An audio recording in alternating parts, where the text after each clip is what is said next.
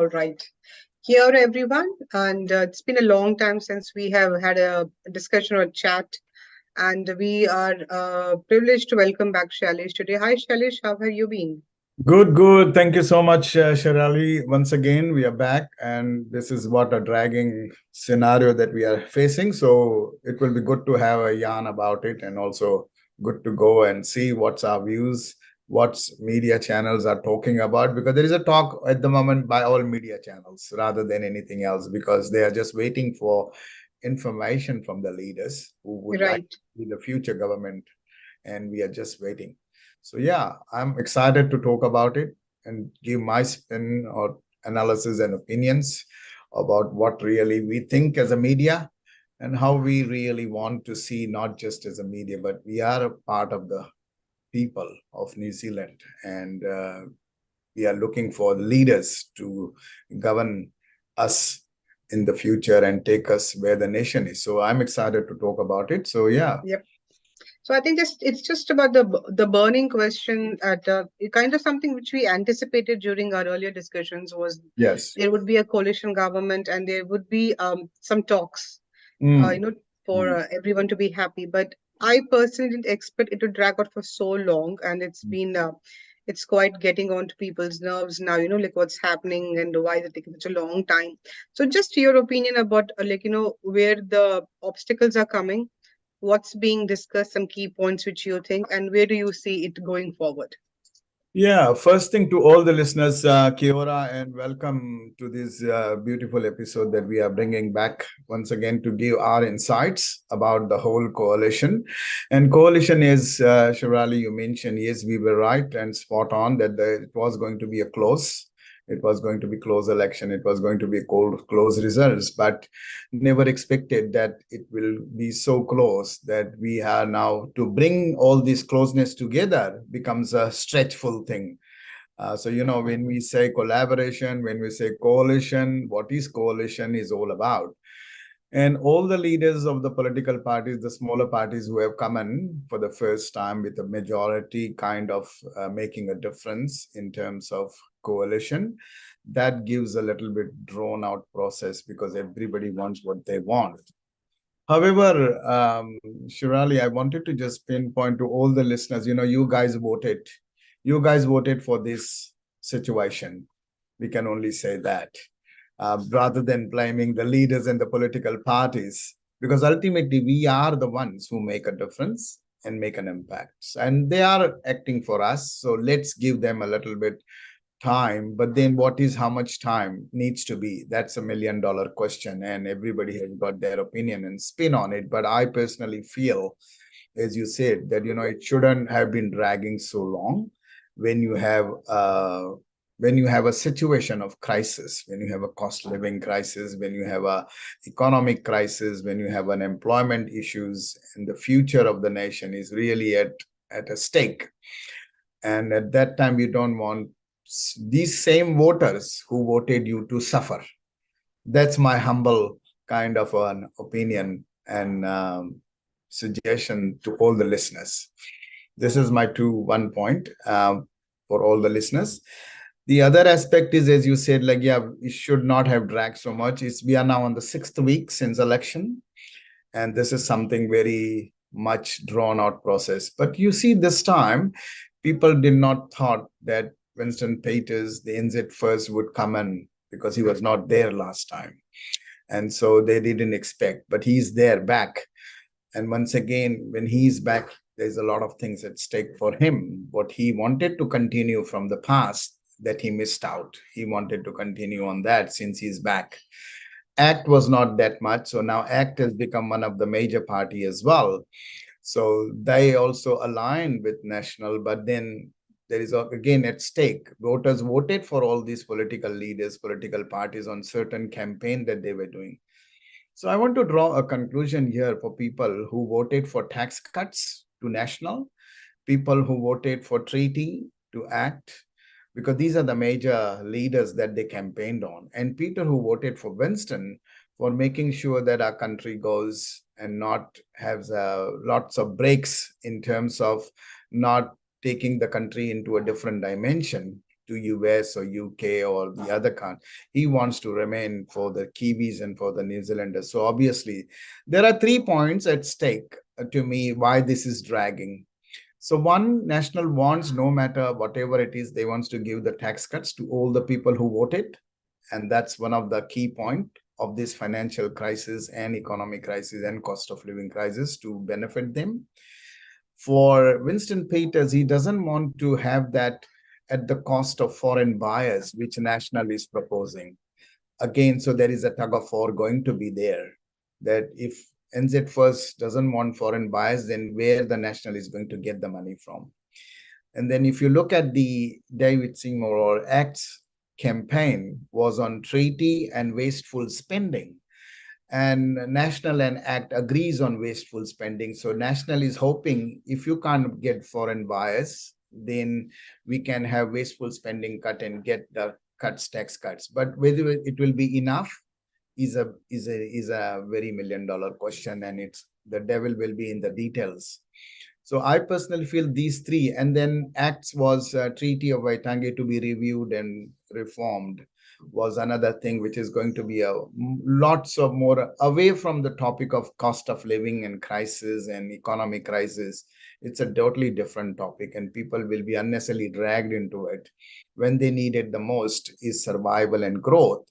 And particularly businesses, they don't understand why treaties should be a topic now when we are suffering economically. So that is completely away. So again, that's a drawn out process for all the political leaders to come together and agree and disagree and disagree and agree. So it's a challenge. And that's why it's probably going to drag. And how long, and even if it's drags, and even if they agree to disagree and disagree to agree, the situation is going to be how long it has taken to just build that coalition. How long will it last after that? That's another thing we need to understand as well, the voters. You know how there were talks of re-election, that people will not be able to form a government because of the close issues that every leaders are facing. And unfortunately, we are at a stage where it's a borderline for every political party. They cannot compromise everything, but they still have to compromise something. And that's the thing, that something, how much is that something? And what is that something is individual. But I want to make it a point, Sheerali, here, because having said this and analyzing this, I wanted to make it a point to all the voters that, no matter whatever it is, the political leaders, political parties should not be pursuing that agenda at the cost of the people's votes. That's my humble kind of Absolutely. opinion. Absolutely. I think that's the one. We're talking about re-elections and stuff. And that's the first thing which came to mind because elections come with a cost. Yeah, And yeah. I don't think we are in a position to afford No. any more cost as of now. Yeah, absolutely. And so that's why I personally feel that they should leave all aside all their egos and personal agenda and look at the common minimum program at this moment for what they are being appointed for and how they can mitigate and how they can resolve and reform the current situation into a forward situation for the nation building, rather than I want this in the first term and I want that in the first term and I want to sacrifice this in the first term. It's not that going to help, because that's your personal agenda that you applied or that you voted for or campaigned for. But the voters have given you a mandate where you get to come together and leave aside, because for them, the number one issue for change was to get help for the economy, get help for the cost of living, get help for their families, get help for their well-being health. And if that's the main common ground, your party agenda could be anything, but your all party agenda, one should agree to all the things is health is the first, and secondly is your cost of living and making sure that the family and the kids and education and everything is like lined up very nicely for everyone. without any hassles. That's my analysis and assumptions, that the political parties should leave aside that and get the number one priorities, which is the health, which is the cost of living, which is the employment, to make sure that stability is there, make sure that people don't go for money and leave aside all our talents to other countries at a time when we need the most, right? That's that's personally I feel, and on all media also should actually promote that, and awareness, that leave aside your questions about personal goals and personal agenda of political parties.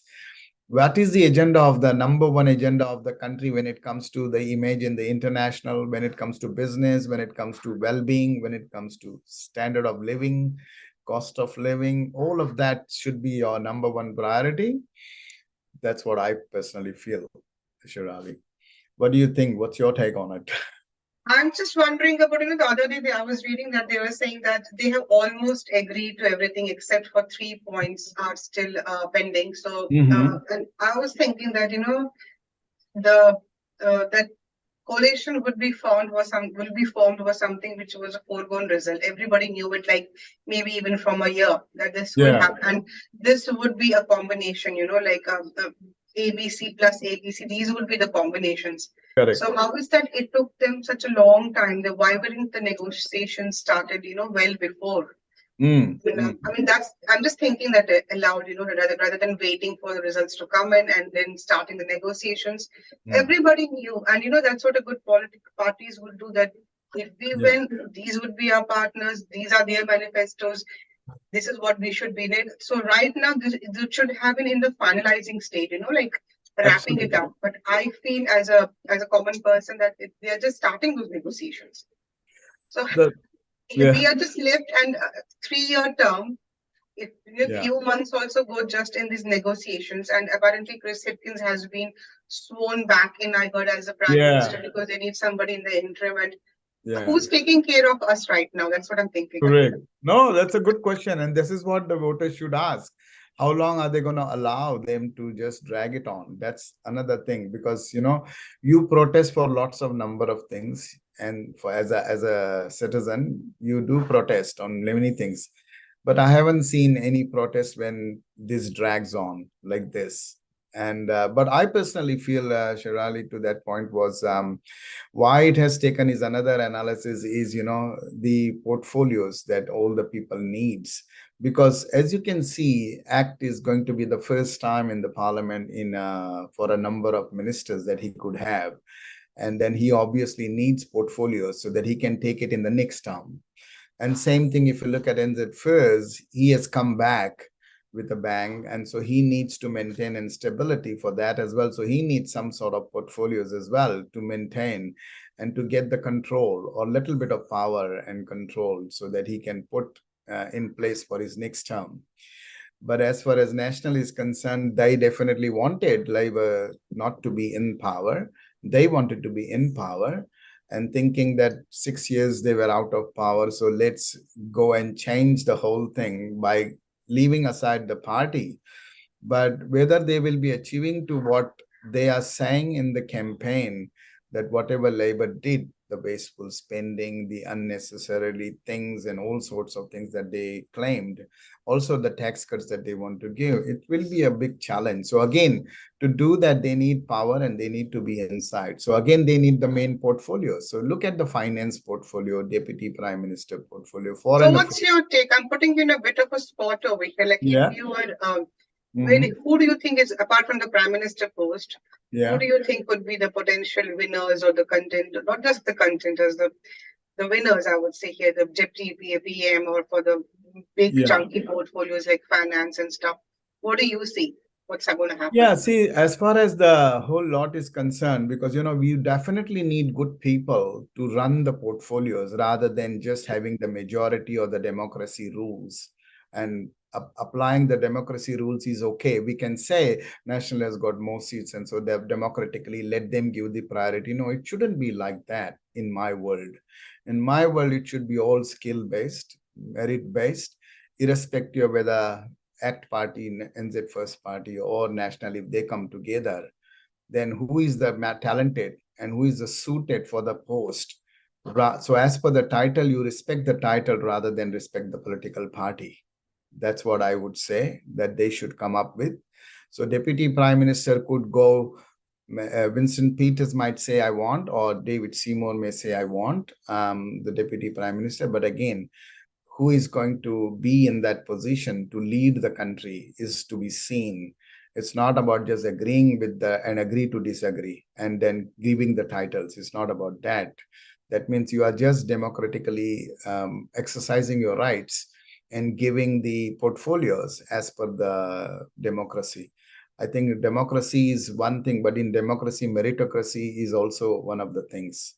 And skilled base is Meritocracy, yes, I completely agree with that's my that not just for politics in general as well. yeah. I do believe meritocracy, but I think Mm. you raised a good point. Apart from Luxon being the PM, it could actually go to David Seymour as the deputy PM, and Winston Peters may take one of those chunky ones, but we don't know. Yeah, we don't And know.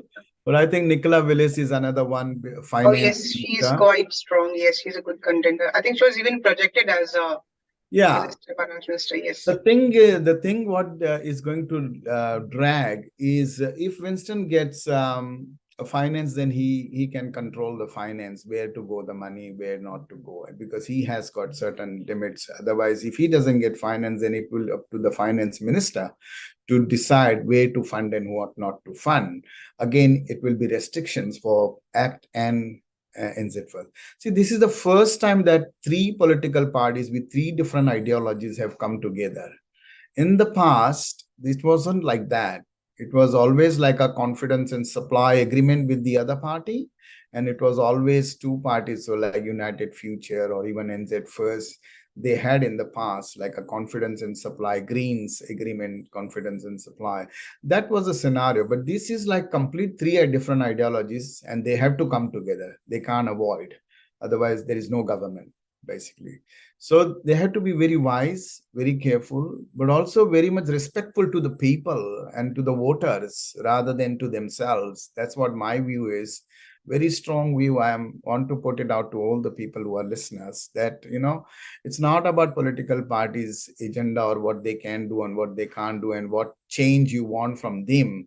It's about, are they going to be respectful to your vote that you have been given to them, to make sure that you get what they have been voted for.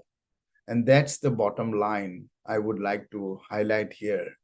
Because Deputy Prime Minister, Finance Minister, Foreign Affairs Minister, and the Prime Minister, they are the key portfolios.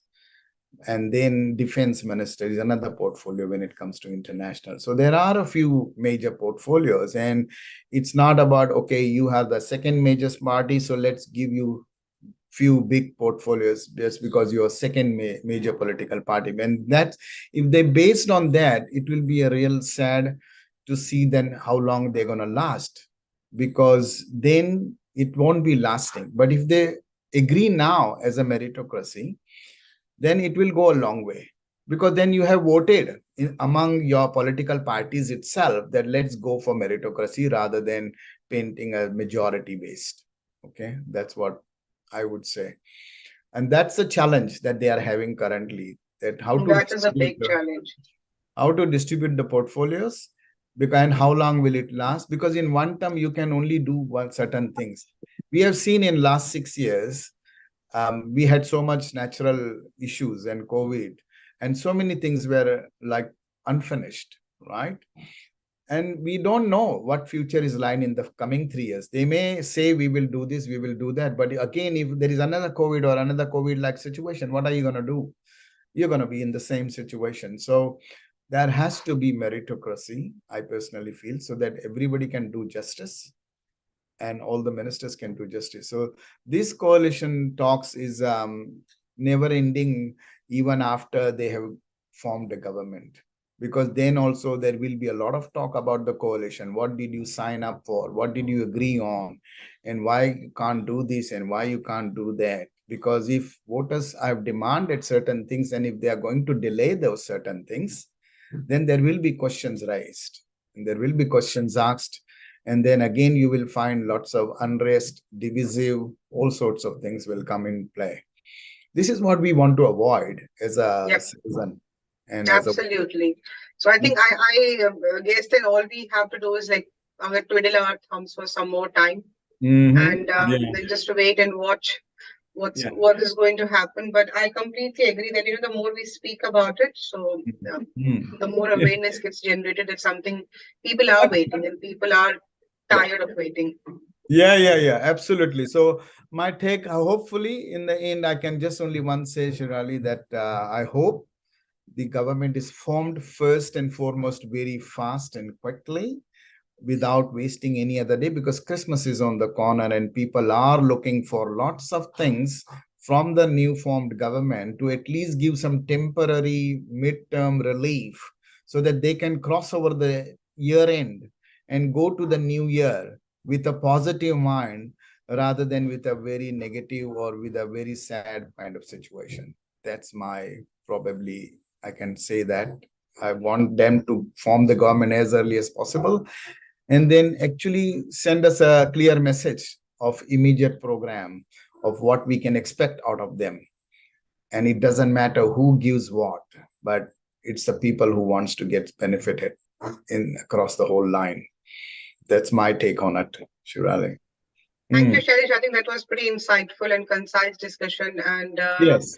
we are just waiting that things do smooth out pretty quickly, and we we come to know what it is in a couple of weeks at the most.